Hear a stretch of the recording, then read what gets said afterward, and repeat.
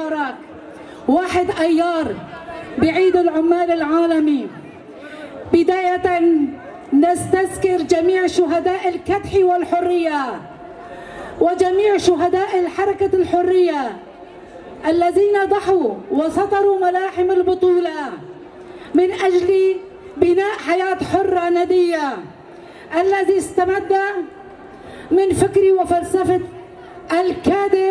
الكادح الطليعي لهذه الحركة القائد عبد الله أوجلان ريبر آبو، الذي نهنئ ونبارك بداية عيده، الذي يقاوم منذ 25 عاما ضد الذهنية الاستغلالية الاحتكارية المستمدة من النظام العالمي الاحتكاري على مدى قرون.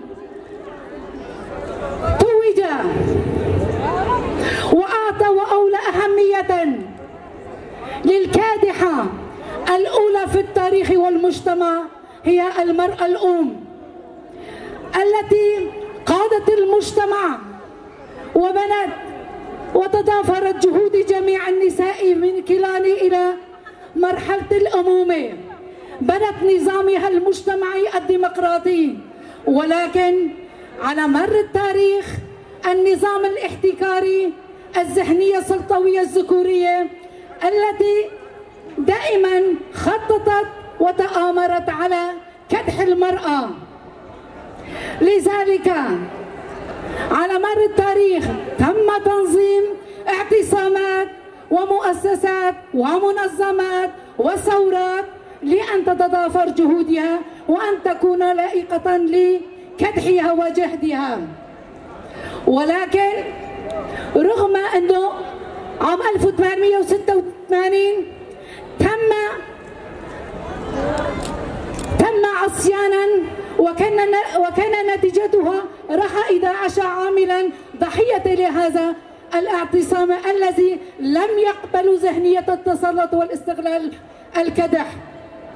ورغم ذلك ولكن لم يستطيعوا أن يتوجوها إلى يومنا هذا. ولكن قبل ذلك المرأة الكادحة كانت السباقة إلى أن تكون لائقة لكدحها وكدح المجتمع، حمت وبنت نظامها المجتمعي بقيمها المجتمعية وأهدتها إلى كافة أفراد المجتمع في 8 آذار. ورغم ذلك على مر التاريخ قلنا هناك اعتصامات وثورات كثيرة، رغم ظهور ثورة البلشفية وتحت شعار اتحدوا يا عمال العالم، وأيضا لم يستطيعوا أن يتوجوها وأن يهدوها وأن يصبح هذا الشعار فقط نظريا، لم يصبح هذا الشعار عمليا بين أفراد المجتمع ولم يصبح ملكا للمجتمع، وإنما بقي شعارا نظريا يتردد في أروقة الأنظمة العالمية، ولكن بات فارغا من محتواه. ولكن الكادح الطليعي منذ نعومة أظافره ناضل وكافح ووصل وأعطى أهمية للمرأة الكادحة وأعطى قيمة للأم للمرأة لدور الريادي التي تلعبه المرأة في المجتمع على مر التاريخ، وأعطى لكل شيء قيمة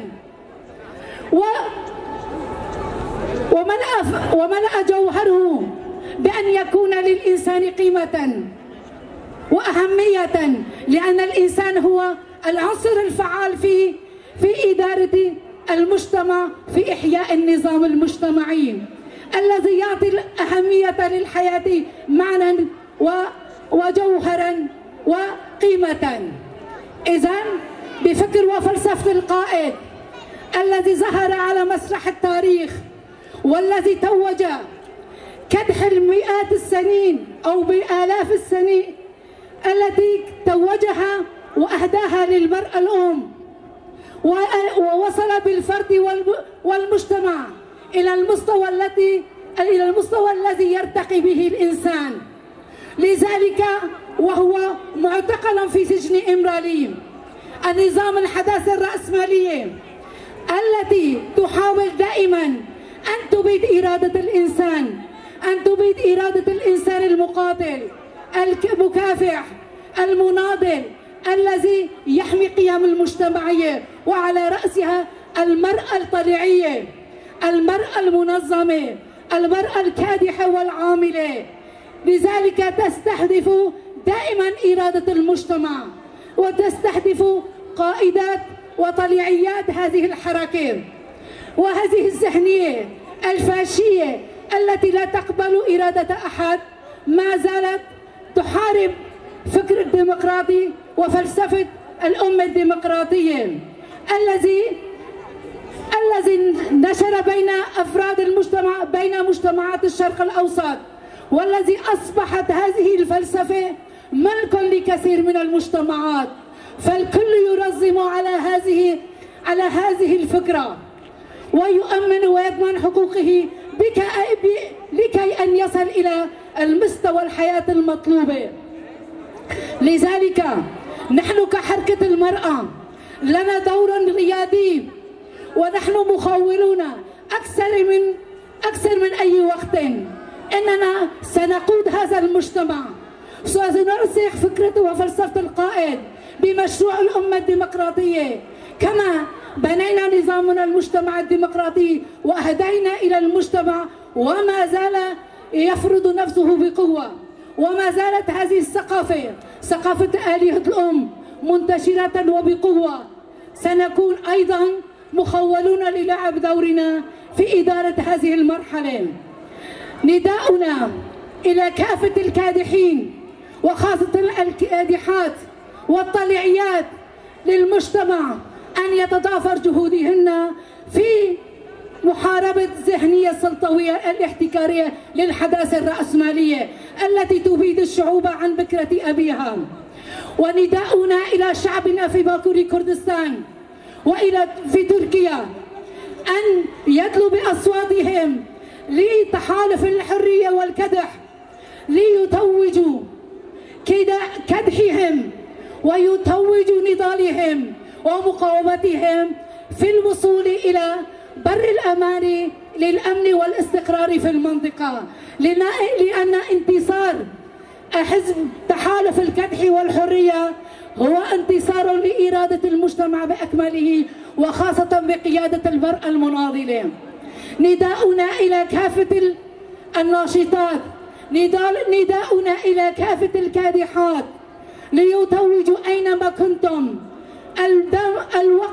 حان الوقت الحرية، حان وقت أن نمثل إرادتنا في صناديق الاقتراع. لذلك نداؤنا إلى كافة الكادحين، نداؤنا إلى منظمات دولية لأن يروا سياسة الفاشية التركية لحزبي العدالة والتنمية والحزب القومي، لأننا بإرادتنا بإدلاء أصواتنا سندحر الاحتلال والفاشية وسنجلب السلام لإرساء السلام والديمقراطية والأمن والاستقرار في المنطقة. المجد والخلود لشهدائنا، الحرية لقائدنا، المجد والخلود لشهدائنا، الحرية لقائدنا، الحرية لقائدنا، والنصر حليفنا. وشكرا لإصغائكم.